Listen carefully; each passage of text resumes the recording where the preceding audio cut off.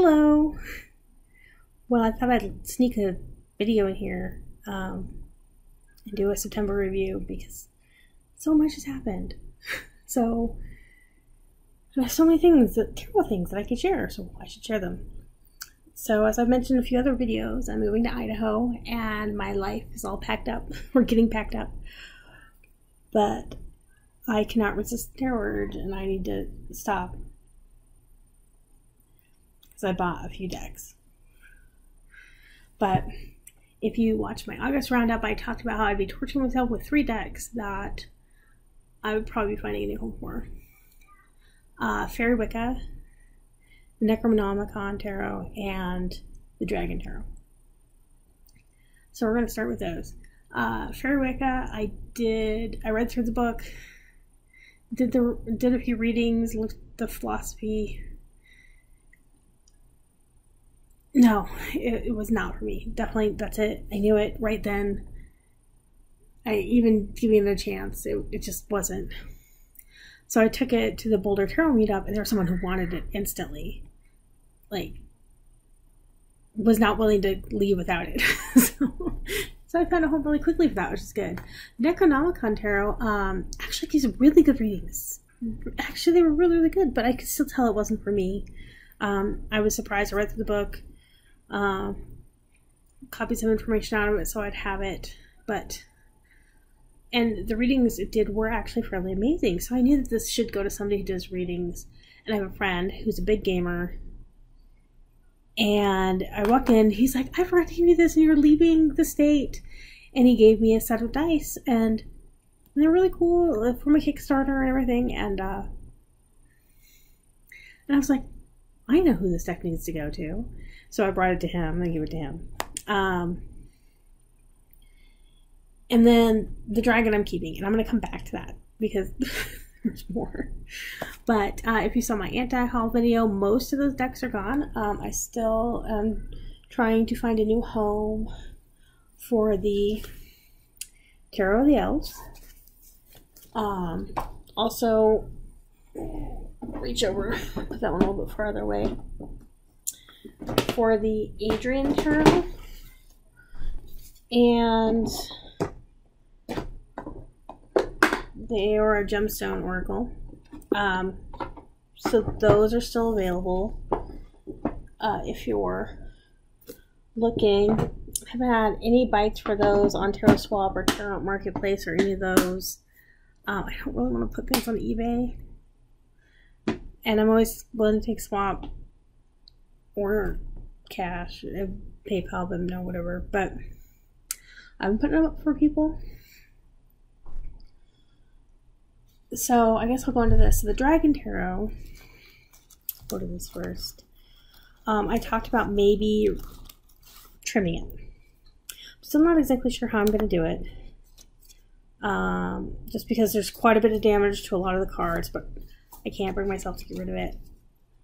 And I know I can't replace it, so if I screw this up. Obviously, I'm a little bit worried because if I trim it, so for example, this top part is thicker, but on the backs it's not, so it's going to cut that off. So I'm not sure exactly what I'm going to do. I might look to see if I can find anybody who's trimmed this deck before. If you have, or a Los Caribou deck like this, let me know what you did. I really appreciate it. But what pushed me over the edge to decide, yes, I'm going to keep it and trim it, was something much worse. So I pulled one of the decks I decided to work with this month is the Druidcraft Tarot, which I bought when it first came out. Sorry, I'm looking through my piles for where I put the things and the stuffs. So I decided that one of the decks I'm going to work with for October is the Druidcraft Tarot. And I bought this when it first came out. So I have the big book and everything, and I thought I was content. And I pulled it out, and I swear to God, people, I remember bringing this to Tarot Geeks and looking at it and everything, and I don't remember this at all, but I did this. You know, I usually straighten, you know, knock the deck on the table I'm working on and straighten it out. You know, do the same thing this way. But I did it, and I looked down, and let me see if you can see it. Do you see that line? And I was like, what is that? And I cut the deck to that point, and there's 2 cards. Rebirth in the World. You see the issue? Let's see if I can, I don't know if we can see it. See how it's really flat up here, like it's been cut off? And if you take a look, you'll notice the borders aren't even. And it's the same on the back. You see how, look at that? And I was like, oh, 2 of the cards are misprinted. Oh, it's worse. All of the cards are misprinted. They're all switched around. Like here's the 7 of Pentacles. They're all over the place. The borders are thick in some places, thin in others. The whole deck is misprinted. I was devastated. And yeah, I know you can't get this one of the big guidebook anymore, and I didn't really want to, so I was like, oh crap, what am I going to do? And I was like, well, I could trim this, I guess. People have trimmed these, and it has this double border, so it would be very simple to do. I guess I should trim it, but then I was like, what if I fuck it up? What if I fuck it up and I don't have this deck anymore? Well, I went online and found out that they now, in this nice box, printed alone with a little truncated guidebook. And it's the same size as the original. As you guys can see. Same size as the original. And I went through all these cards and made sure that there was no misprint. A few people I've seen online have said that the copyright isn't there on the morning back. It's still on here. So exactly the same as this current deck, except for not misprinted.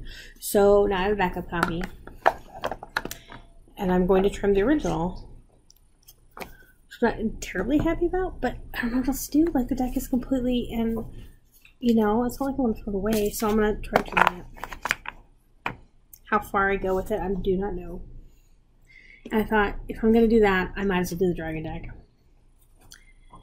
And then I posted online because I'm falling in love with black cardstock, you guys. Black cardstock decks, like the Litha Tarot, the Marigold Tarot, True Black. I love the decks like that. I'm not so much with the ones with the line art, even though I know Marigold is line art, but like the true line art ones, like the Golden Line and things that I'm not a fan of. I really like the pictures. And Zia Hunt, who does the Litha Tarot, is doing a Sigil Tarot, which I'm totally watching for the Kickstarter for, and then eventually she's going to do the other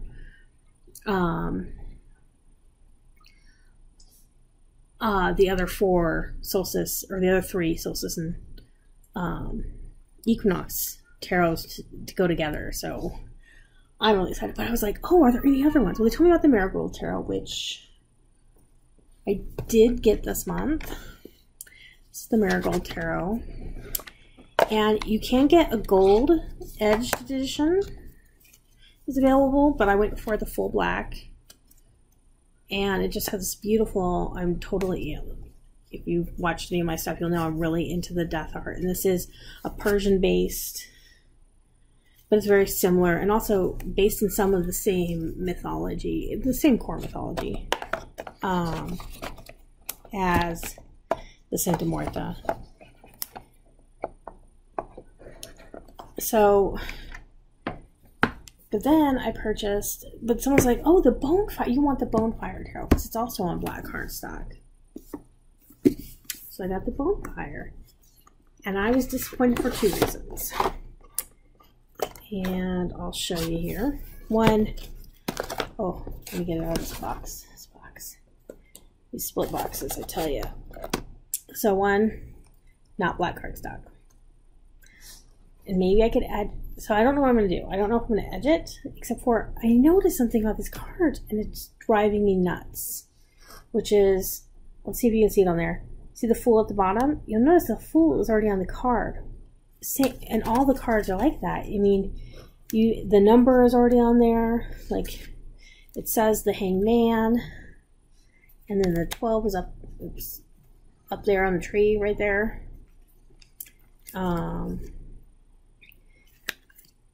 And it's on, like, all the cards. It's like, why would you put a border around it? And so, you know, I like the art. I'm really interested in the deck itself, which is good. Well, the art style is something that I like.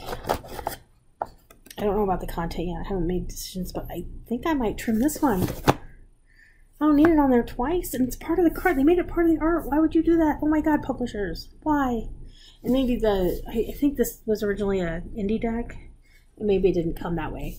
This is originally an indie deck. But that's what it is. Dog. No.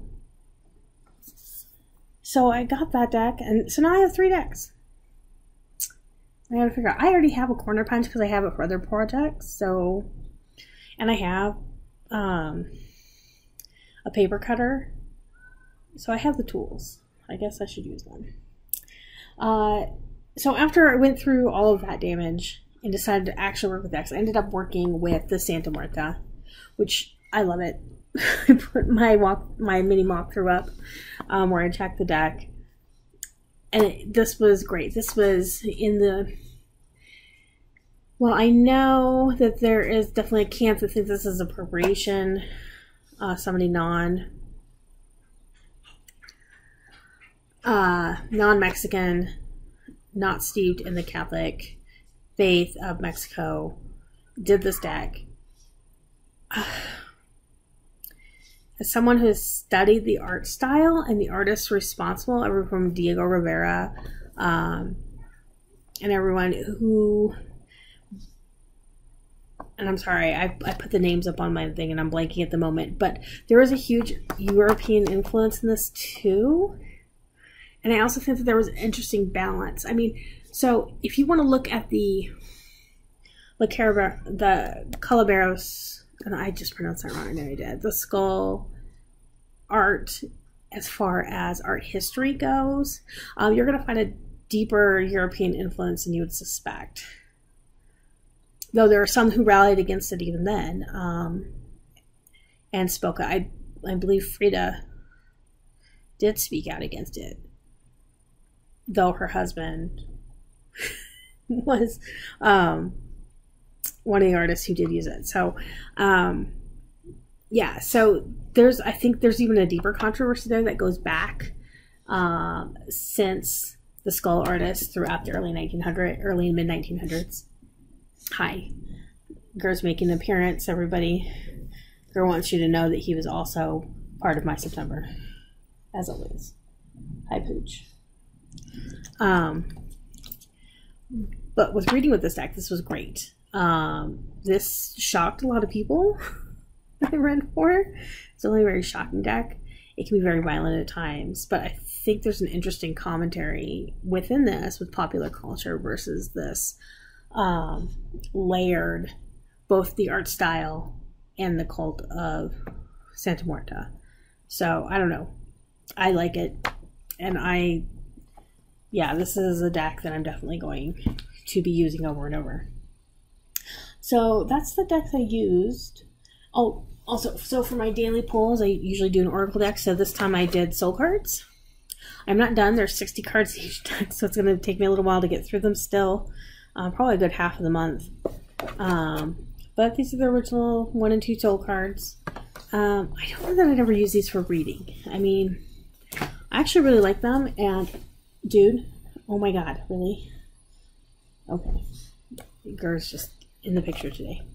But they were really interesting to work with as a daily pull, and I might cycle them out for that from time to time.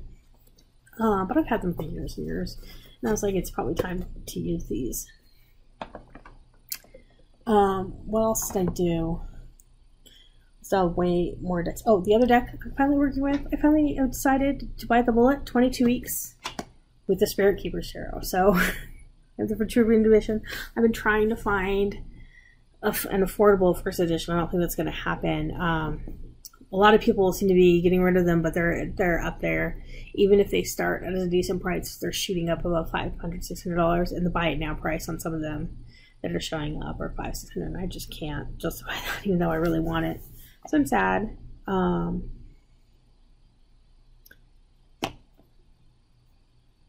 But I do have this one, and I love it, and I started going through it and working it through, and kind of upping my practice a bit with the 22 weeks. My whole daily pagan practice is a whole nother video, which I've been doing. But some of the things they were already doing, but she has some interesting timing too, so that's been interesting to go through. I don't know if I'll make it through in 22 weeks, at least with all the exercises, but I'm definitely buckling down. I have to be careful though, because if I lay these cards out where this guy right here, you see him, can get to him. Yeah, he's laying on the back of the hatch. That's what he likes to do. He goes for them immediately. And so I have to be careful because I don't want these to get damaged. I am so afraid they will get damaged. Oh. The other thing is I have started coloring my BOTA large cards and going through that. I finished going through my small cards and the lessons that are associated with it, and I decided to purchase the large cards and go through them too. So I'm kind of backing. I'm very slow with that. I wonder when they get my exams if they're all like, hey, didn't you take the last exam 4 years ago? It shouldn't take that long. Oh well. I'm coloring it. So this is my full, and I'll be putting up a video hopefully of me showing the process of me painting this. I still need to, seal this and reflatten it, which takes some work, but I'm pretty pleased with how it came out.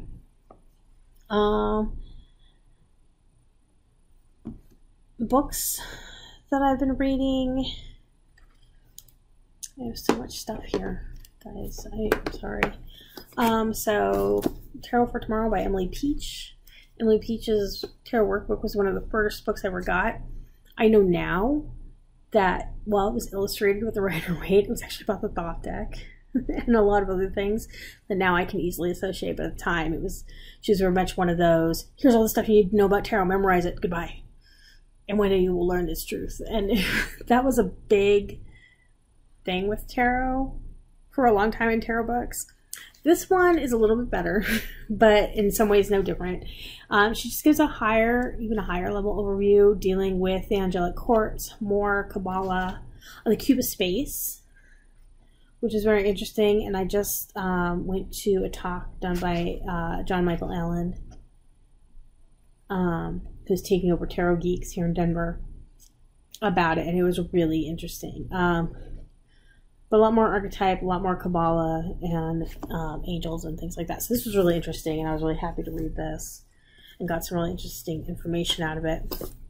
I also read, this was really interesting, The Complete Guide to Psychic Development. Made some bookmarks. This was an interesting overview of all the different things. Some of it was, it's all very beginnery, but still had some good notes and things that I didn't think of. I'm currently reading and almost through Mastering the Tarot. I skimmed through this a long time ago.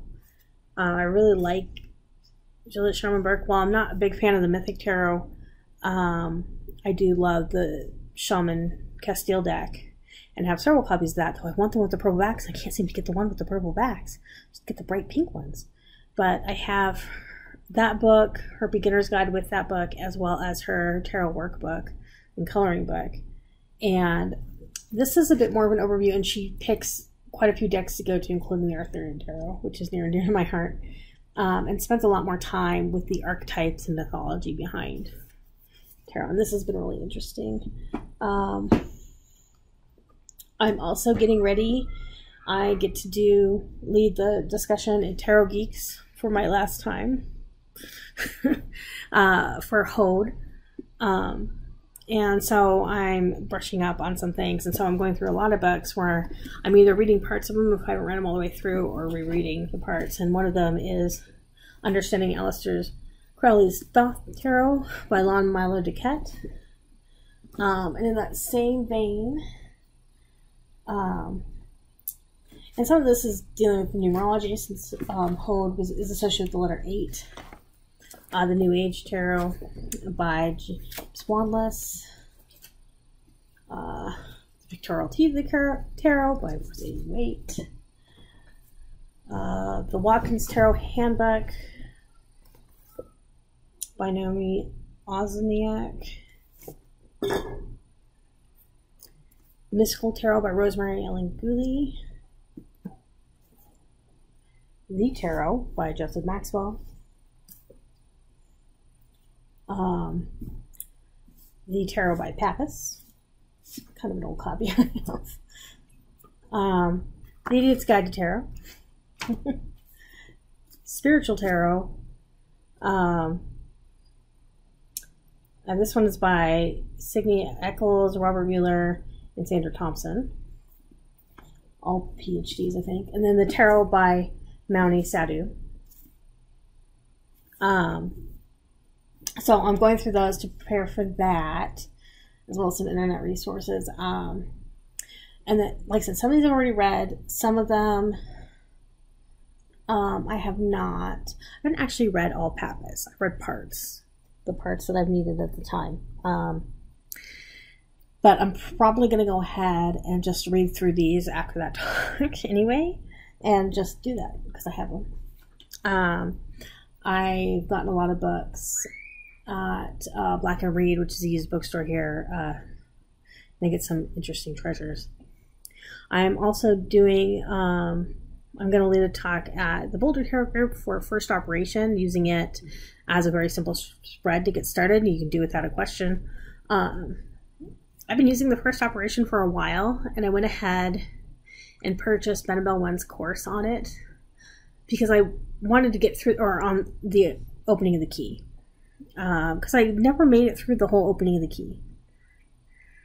And so I'm working through that. I'm able to get through the third operation at this point pretty easily. But making it through it's harder. It's not an easy, quickie thing. And I've tried it for years, from Paul Foster Case's Oracle of the Tarot. And Benabel Wen has a chapter on it in her book Holistic Tarot, as well as she offers a course on her website. There's a course on Tarot Safi. Some of them free, some of them part of their paid content, also on the opening of the key. And then it's also taught in the Golden Dawn. So just a few places if you're interested in that. I'm probably going to do a video and a write-up on that since I'm doing the talk. I'll probably do a write-up on the Hode talk that I do. I don't know if I'm going to do a video. I'll think about it. I might. We'll see. I have some weird perspectives on it, and sometimes they laugh at me. New tarot decks. Let's talk about that. We already saw the Marigold Tarot. I also got the CS Tarot, so that's available on Make Playing Cards. And you can, and they've set it up so you can get smooth or linen and everything. And so with the crackles, I went ahead with the linen. And you know, I'm not too enamored. And maybe it's the linen finish, and because it looked better. I mean, it's really pretty. Perfect card. Here we go, the Seven of Cups. I mean, it is really pretty, but the foreground looks very pasted on the background, and it doesn't meld well. So I don't know. I'm not a biggest fan of the Rider-Waite. I don't ever use any of mine for any readings, really. That might change, and I'll tell you why in a second. So I don't know. I like the Radient, or not the Universal Weight. I do have that, and I usually use that with studying, or I have the giant one. Maybe I should do a video on, if you guys would like to see it, let me know. I could do a video on what Rider decks I have. But I also picked up this, and I saw somebody was talking about it. It may have been Katie Bear. But I also decided to pick this up, and I don't know why. Like I said, I don't really use weight at all. It's not a big thing. You know, I have quite a few of them.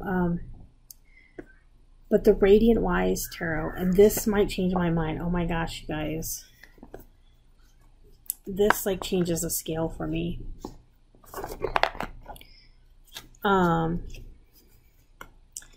Just the borderless cards and the dark backgrounds. I also like the play on words. Radiant Wise Tarot, Rider, Waite, Smith. I love the backs, the fleur-de-lises and the roses. Just amazing. And like, I can lose myself in these ones. The colors are just so dark and rich, and something that I really like. So maybe I finally found my Waite deck. I don't know. Maybe. But this might be a November deck. Also, the last unicorn. Oh my gosh, I couldn't resist it. And I know people started just getting theirs from the Kickstarter. And I'll do the thing, but it has this really, I love this, you know, matte gold. And the gold gilding on the cards is just phenomenal. The cards are just so pretty. And I don't like the box. Not a fan of the box. And they were out of the wooden boxes. I thought about getting one, but they were out. And it came with this lovely little leather book. And this, which I'm going to treasure for the rest of my life. This is one of my favorite books of all time. I have this. I have the graphic novel that they did. But this is signed by Peter Spiegel. The signed card. Just tucked into this little book. And oh, I don't know. I might do. So Jamie Sawyer does the Sawyer Tarot and the Sawyer Le Monde.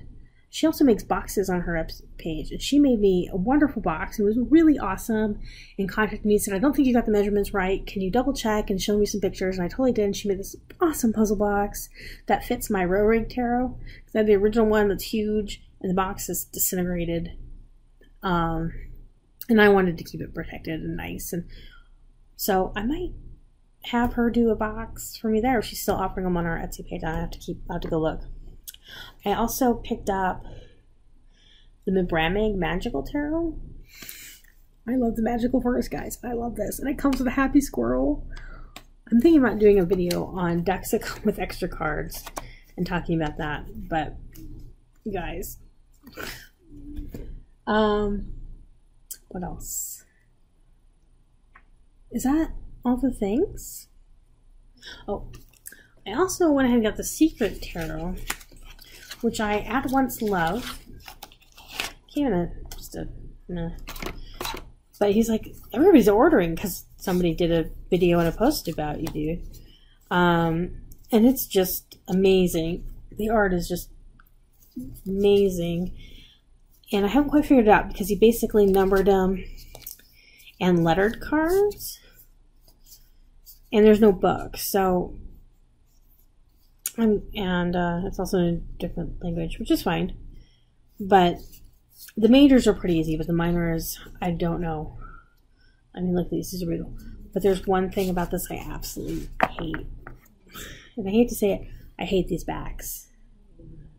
I mean, I understand, you know, this is the artist, an artist deck and everything like that, but no, I don't want your name there, and I don't want, just like, this would have been fine. I would have been fine with it.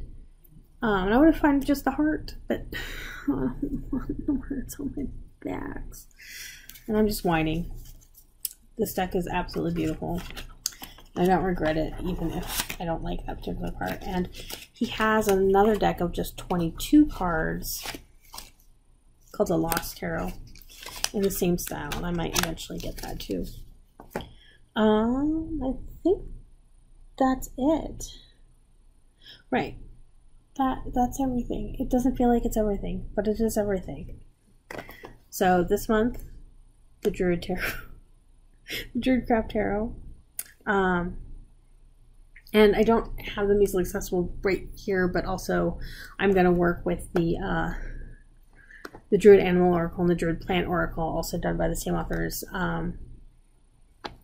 in conjunction with this, because I think they work. I'm not so sure on the whole Druid and Wicca together thing, and I'll probably ignore it when it comes down to it. But the deck is beautiful, and a lot of people really like it, so we'll see. And then, of course, the Spirit Genius Tarot. Started the 22 weeks, started the Book of Maps, and the medium white book. It's exciting. It's a lot of fun. And you know what? So I got one of the decks, if you've seen my video on this, where the back was upside down, and I keep putting it back that way. But I think I'm okay with that. It's just how it wants to be, I think. That's okay. I don't know. We'll see. I think I might do some more fun stuff with this, because this deck is just amazing. And maybe a video about, let's see, daily practice, what did I say, extra tarot cards. And of course I'm going to do a first operations video, and I don't know if I'm going to do a whole video or not. I have a lot of write-ups to do to get up on my site that I promised people. And I need to update the symbology one. Some better formatting and a little bit more information I came across. Yeah. I don't think I forgot anything else. Gur left us. I wasn't paying enough attention to him, and his sister hasn't eaten dinner. She's decided she's not hungry. So he's staring longingly at her food, which he can't get to. Well, I have to go for dinner, so I hope you enjoyed this video. And we'll see where we are in another month. Talk to you later.